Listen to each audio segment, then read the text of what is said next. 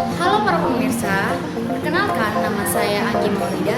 Saya selaku reporter pada pagi hari ini untuk membawakan berita yang sangat penting. Nah, sekarang saya berada di lokasi Universitas Islam Negeri Mataram, yang dimana UIN Mataram ini berada di Nusa Tenggara Barat dan terakreditasi unggul.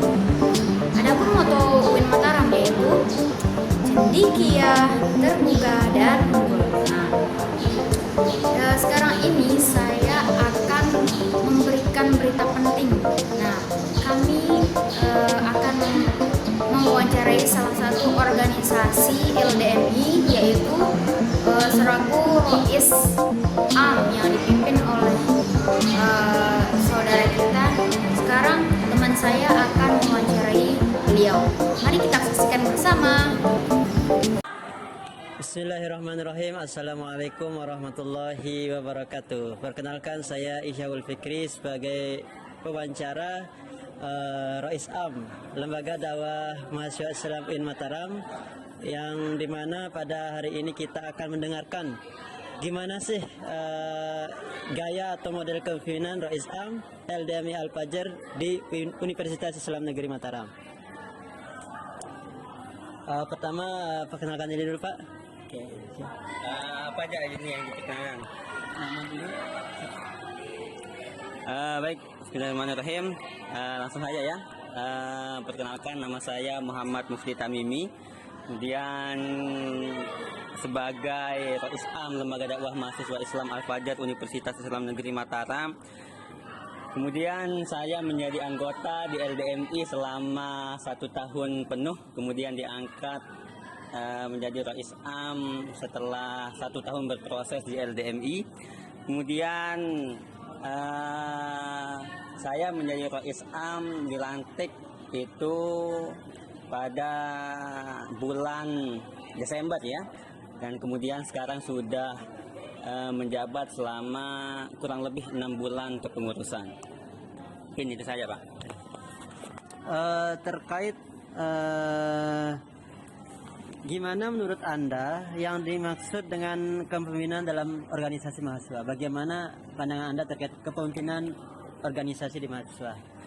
Baik, terkait dengan bagaimana kemudian kepemimpinan di dalam organisasi kemahasiswaan itu, bagaimana kemudian pemimpin itu bisa menjadi contoh sih sebenarnya, Pak. Bagaimana pemimpin itu bisa kemudian mengkoordinir semua anggotanya, melihat bagaimana situasi anggotanya, melihat bagaimana kemudian anggotanya bisa apa tidak di dalam melaksanakan program kerja tersebut. Untuk pemimpin sih lebih banyak kemudian menjadi contoh, atau bagaimana kemudian seorang pemimpin itu sebelum dilantik harus kemudian siap dalam branding positionnya, sehingga nanti kemudian yang dilihat oleh anggota atau pengurus yang lain itu bagaimana kemudian pemimpin yang baik dan bertanggung jawab terhadap keanggotaan dan program kerjanya. Siapa? Kemudian terkait model kepemimpinan, jadi di setiap orang pemimpin itu memiliki gaya kepemimpinan masing-masing. Jadi yang kami ketahui ini di LDM ini, bagaimana gaya atau model kepemimpinan yang diterapkan oleh ketua sendiri di LDM itu sendiri? Kalau untuk model kepemimpinannya kan, kalau kita berbicara mengenai model kepemimpinan itu kan macam-macam ya, berbagai macam model kepemimpinan.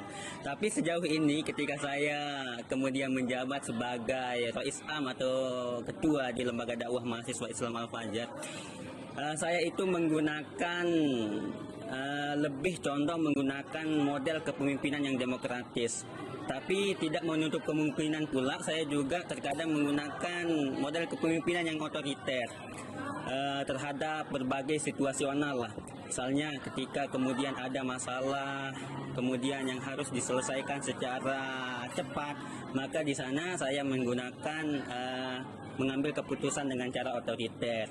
Dan tetapi untuk lebih banyaknya kemudian atau secara umumnya saya itu menggunakan kemudian model kepemimpinan secara demokrasi, bagaimana kemudian kita berdiskusi, kemudian mengambil pendapat dari teman-teman, dan mempertimbangkan juga kemaslahatan dari apa yang kita akan jalankan seperti itu. Kemudian terkait di organisasi ini kan bisa dibilang organisasi kemahasiswaan yang berada di tingkat universitas. Otomatis yang bisa masuk di organisasi LDMI ini seluruh mahasiswa UIN Mataram tanpa terkecuali, tidak memandang latar belakang jurusan apa, fakultas apa. Yang penting kalau dia sudah tergolong mahasiswa UIN Mataram, dia sudah termasuk bisa masuk di organisasi itu. Nah, pertanyaannya itu gimana cara Anda mengatur anggotanya dari berbagai macam fakultas ini, beragam-ragam ini, agar dia itu tetap disiplin dan juga bisa saling menghargai gitu. Oke, benar sekali ya, seperti yang dikatakan tadi bahwa LDMI ini merupakan salah satu kemudian lembaga dakwah yang tingkatnya itu universitas, dan dan cakupan daripada anggotanya itu berbagai macam fakultas yang ada di UIN Mataram. Dan perlu juga teman-teman ketahui ya, ini agak sedikit melenceng dari pertanyaan, bahwa untuk bergabung ke LDMI itu sendiri kadang banyak nih Mas yang kemudian berspekulasi kalau mau gabung LDMI harus soleh dulu, harus solehah dulu, pakaiannya tertutup. Tapi itu hanya spekulasi orang-orang yang tidak mengetahui bagaimana kemudian jalan dakwah itu. Tapi LDMI ini selama kemudian kita Muslim kemudian ingin berubah, maka LDMI hadir di sana.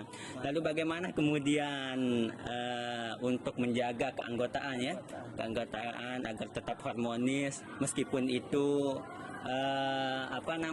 meskipun itu mereka datang atau mereka itu asalnya dari fakultas yang berbeda ya.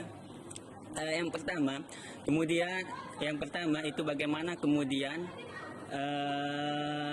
kaderisasi itu bisa mengetahui bagaimana kondisi kader berpendapat, tapi tidak semua orang itu kita ambil pendapatnya.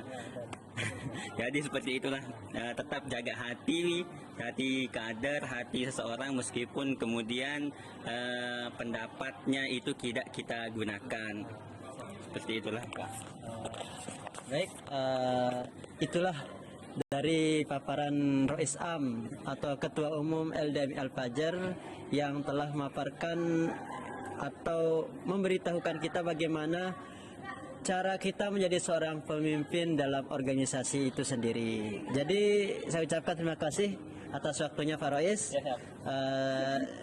Saya mungkin akan kembalikan ke reporter. Assalamualaikum warahmatullahi wabarakatuh. Waalaikumsalam warahmatullahi wabarakatuh.